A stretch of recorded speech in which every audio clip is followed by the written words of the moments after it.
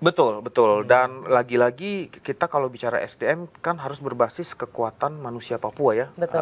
Jadi baru tadi malam juga terjadi kan. Kemarin terjadi tuh saya makan siang sama seseorang yang dia tanya, Mas Billy kuliah di mana? Saya bilang, oh saya kuliah di ITB 1, dapat beasiswa, lanjut Oxford, lanjut Harvard, lanjut ANU. Terus bapaknya Mas Billy pengusaha atau anggota DPR katanya. Pasti. Saya bilang, guru honor seumur hidup. Pasti Dari Aceh sampai Papua itu beda-beda karakter SDM. Jadi betul. komite ini muncul dengan memberikan definisi kepada pemerintah pusat yang SDM Papua itu harus dikembangkan ke arah mana. Tapi banyak sekolah yang rusak, betul. Jangan bicara Papua, Bekasi saja, Karawang saja ada sekolah yang rusak, iya kan? Masih ada.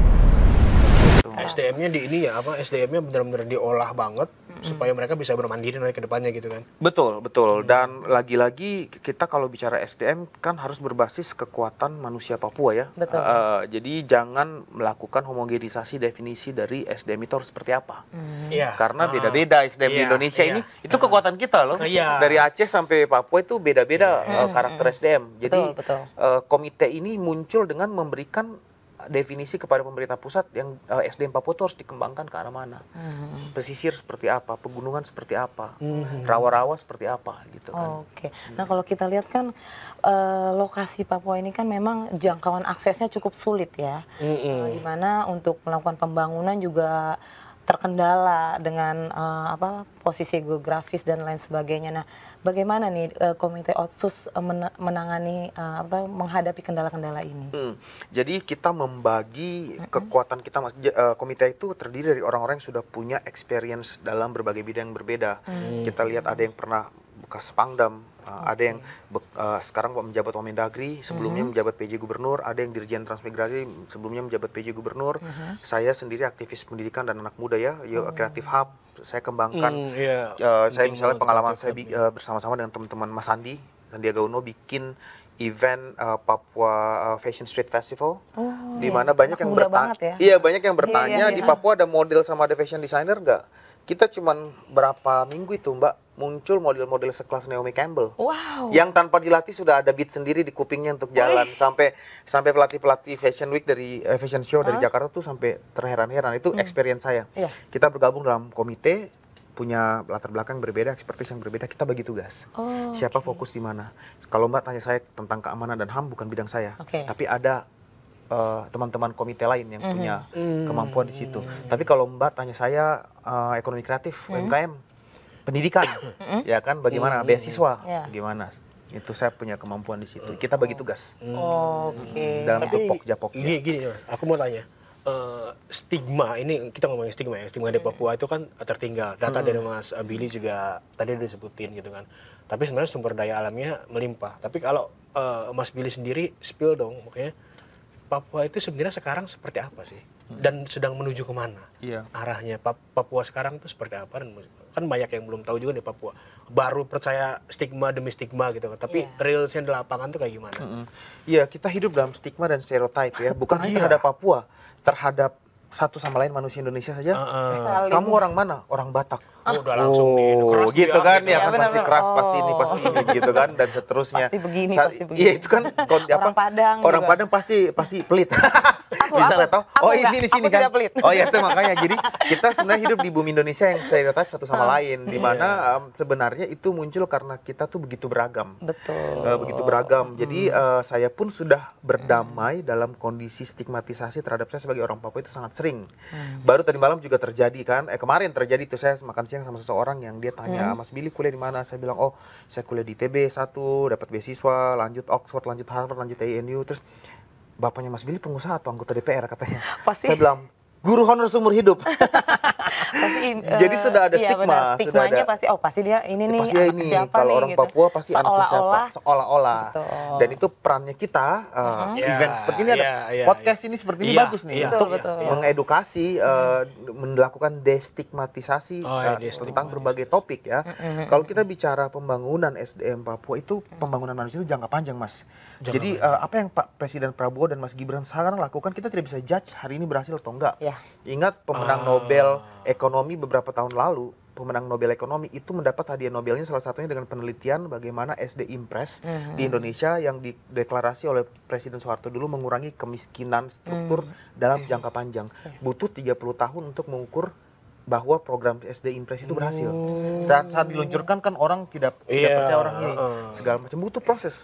Sekarang MBG keluar orang bilang begini, tunggu. Betul. Namanya berhubungan dengan Masih SDM itu proses ya. dan pembangunan itu adalah perjalanan dari titik A ke titik B. Bukan berarti kalau kita belum sampai di titik B maka program itu gagal, belum tentu. Karena dari A ke B itu ada A aksen. Ada ada perjalanan. So, yang kita harus lihat adalah apakah berjalan ke arah yang tepat atau tidak. Let me mention some indicator. Indeks pembangunan manusia di Provinsi Papua itu meningkat dalam rentang 0,5 sampai dengan 2,5% per tahun. Kita lihat angka 2024 adalah 73,83%, meningkat hampir 1% dari sebelumnya. Artinya kalau kita lihat secara kurva naik angka IPM. Jangan lihat masih terendah, masih di bawah. Betul. Kita naik, Jakarta juga naik. Jadi sama-sama naik, it's a good thing, kan? Jadi terus kita mau bilang berarti pembangunan IPM Papua gagal karena masih lebih rendah dari Jakarta. Jangan lihat angkanya naik. Tapi banyak sekolah yang rusak, betul. Jangan bicara Papua, Bekasi saja, Karawang saja ada sekolah yang rusak, iya kan? Masih ada yang rusak, masih ada yang nggak punya akses. Kita memperbaiki diri sama-sama. Kemarin 3 siswa-siswi Papua itu menang medali emas di kompetisi International Science and Innovation Fair 2025 dan itu membuat kehebohan karena mereka paling dianggap remeh. Tadi stigmatisasi, paling dianggap remeh, tiba-tiba rumus mereka keluar dan memecah rekor yang mereka dapat medali emas. Juga ada Jamie Gobai di mahasiswa asal Papua yang menang kompetisi International Auto Skills 2025 di Rusia kemarin. Tidak banyak pemberitaannya, pemberitaan masih sibuk dengan artis yang bercerai dibandingkan dengan seorang anak Papua yang membawa kebanggaan Indonesia di sana. Jadi stigmatisasi yang terjadi selain culturally happen karena memang budaya Indonesia seperti itu, tapi juga media punya peran penting di dalamnya. Nggak bisa kita pungkiri. Nggak bisa kita pungkiri. Peran penting media itu sangat membentuk Aku ingat cerita soal Profesor Yohanes Surya yang bilang bahwa nggak ada dalam tanda kutip anak bodoh di Indonesia tuh. Beri saya anak yang paling bodoh yang menurut kalian paling bodoh. Dipilihlah 10 anak orang di Papua gitu kan. Dilatih sama dia. Beberapa tahun kemudian dia menang lomba fisika antar dunia. Artinya kan memang stigmatisasi itu kan bisa dipecahkan. Salah ajar aja kita, salah ini aja gitu kan. Betul. Dan stigmatisasi itu sebenarnya juga secara psikologi itu mempengaruhi manusia itu sendiri. Jadi kenapa banyak kegagalan, failure rate dari beberapa program afirmatif.